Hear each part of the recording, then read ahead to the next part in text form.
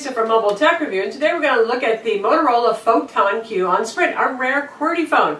Also has LTE, it's running Android 4.0 ice cream sandwich, QHD display. We're going to look at it now.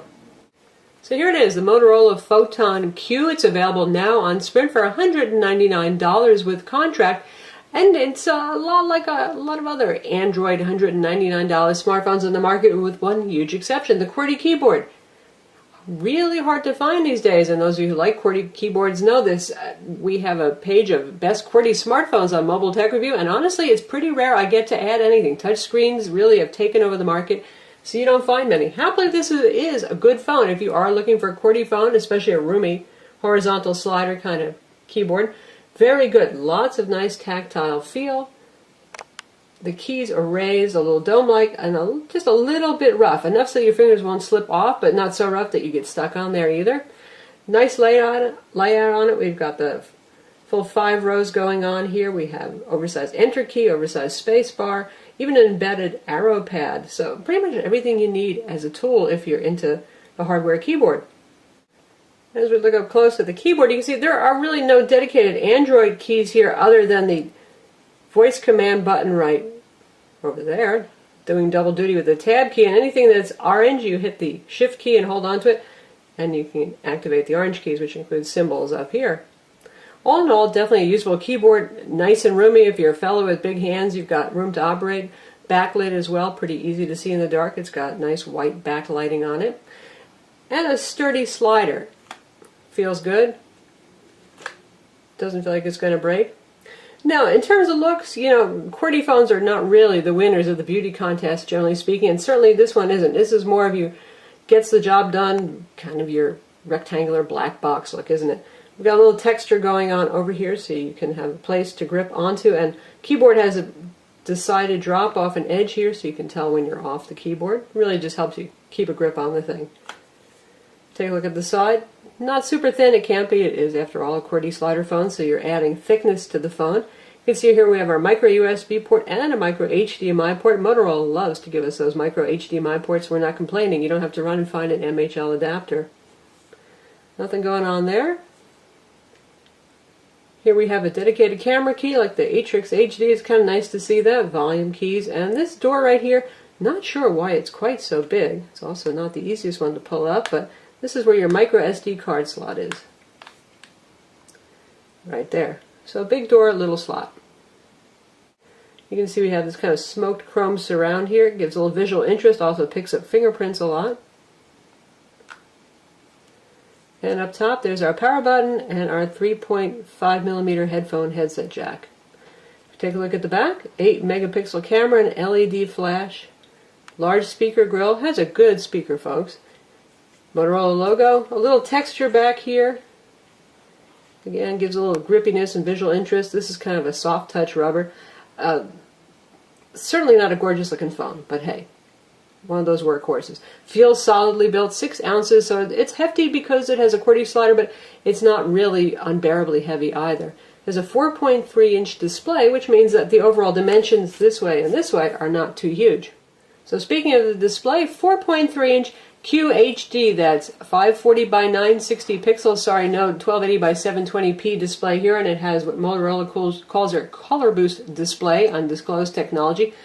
It's sharp, it has wide viewing angles, it is not hugely bright though.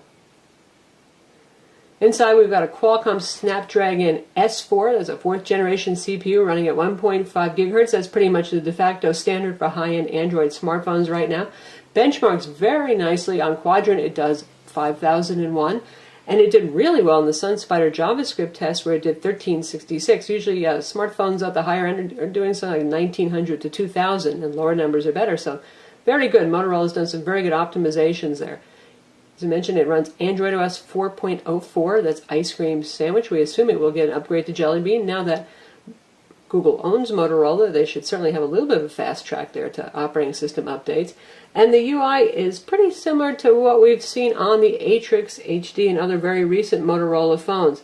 It's a fairly simple treatment of Android. Right here we have our desktops, and if you want to add more, when you scroll beyond your existing number of homepage screens, it says, do you want to start with a blank page or start with a template? So we'll pick template this time, and you can see You have a variety of layouts there with a couple of widgets up there. Not too many to choose from, but of course you can put whatever you want on the phone. Feels fast. ICS plus that good CPU. Keep things rocking. You can see it has Motorola's usual square icons. It's one of their few UI customizations going on, and there are no hardware front buttons. We stick with the classic software buttons that are persistent down here for home, back, and your multitasking key, so you can see everything that you've got running or have recently launched. You get the full suite of Google applications on here. That is the WebKit-based web browser. We have Google Mail, we have email, we've got Google Plus, we have Latitude, Google Maps, of course, Google Search, YouTube Player, it's all here. And we have Sprint software. We have the Sprint Zone, and we have Sprint ID. For those of you who actually like those ID packs that come with some UI customization stuff and a preset selection of widgets and applications that might be good for you, that's available too. Usually we see that more on their lower end phones, but now it's creeping into the higher end phones. We've also got vehicle mode here. Makes it easier to use in the car. Of course, you use it with caution, even if it is easier to use in a car because of these big icons.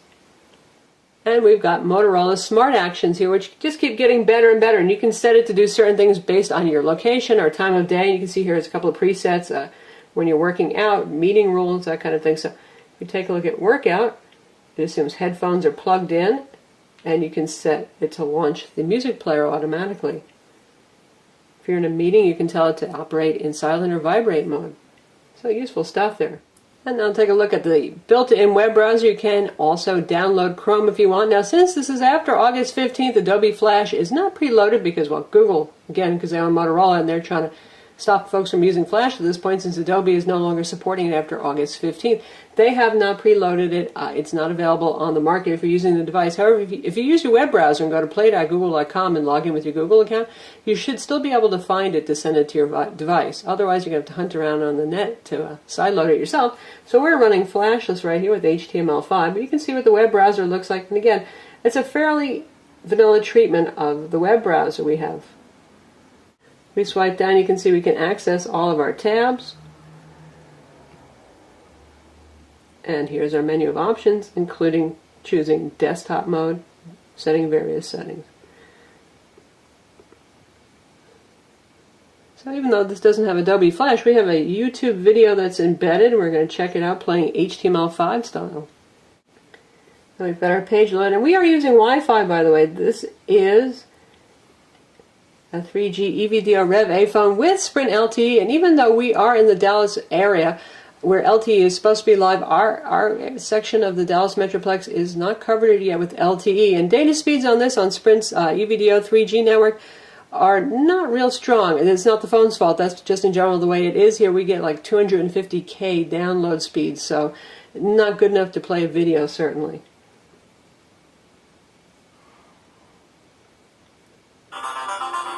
Hear that speaker? It's amazing. Motorola knows how to make a speakerphone.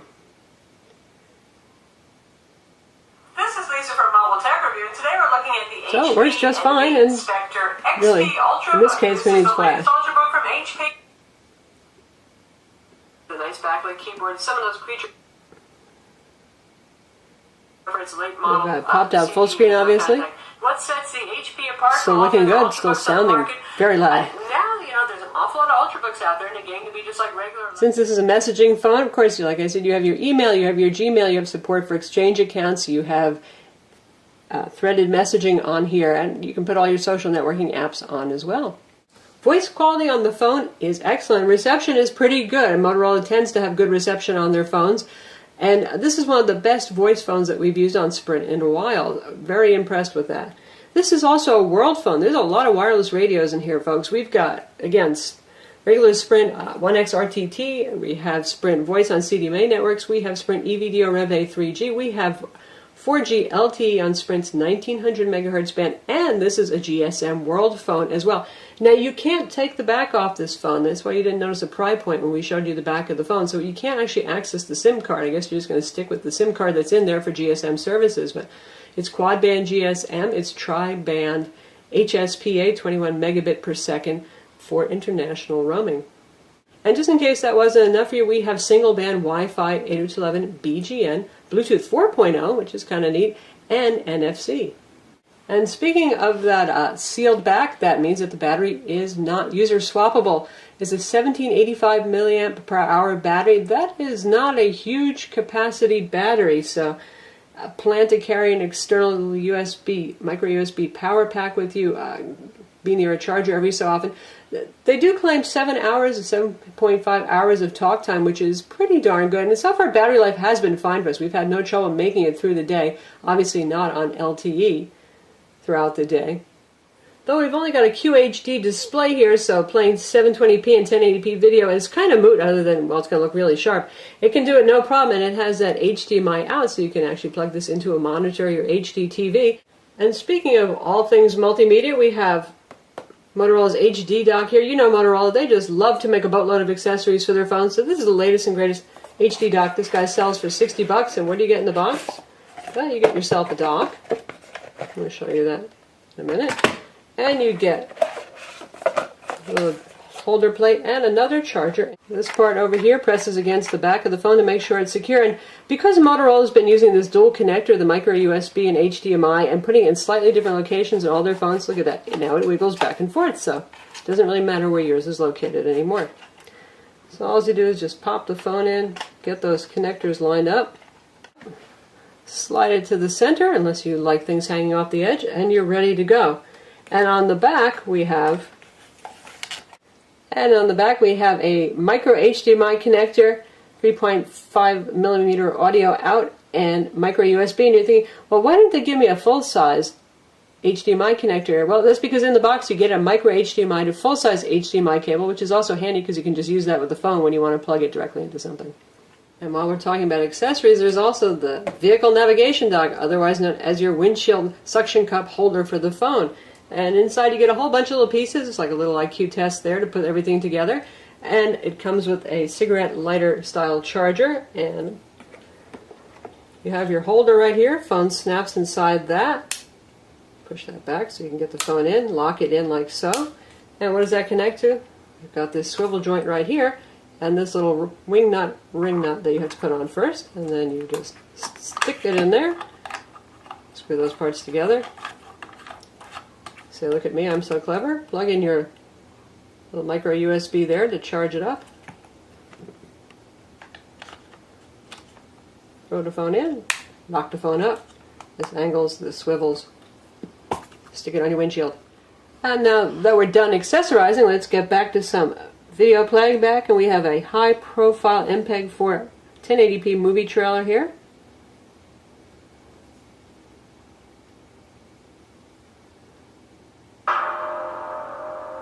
Once again, loud and clear speaker. We're talking about huge potential for millions of people. Plays just fine, no problem whatsoever. Our therapy enables the brain to repair itself.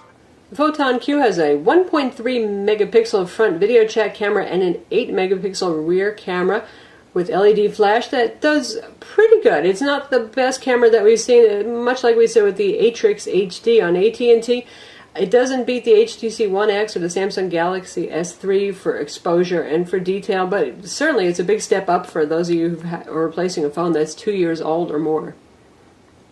Lastly, let's look at gaming. This might be a QWERTY phone, which might hint at business, but it's certainly very capable of playing games thanks to that Qualcomm S4 CPU, so we're going to test out Dead Trigger. Here we are in beautiful Zombie Village.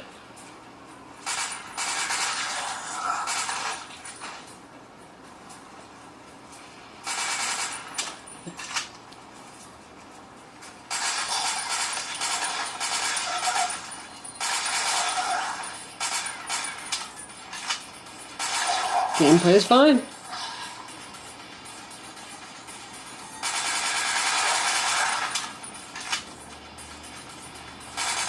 Oops.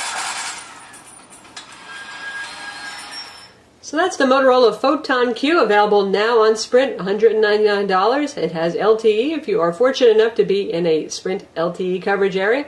Also a GSM World phone for those of you who travel overseas but use Sprint predominantly at home in America. Honestly, we like what Motorola's been doing lately. Nice, light, clean UI. Certainly good accessories are available for the product.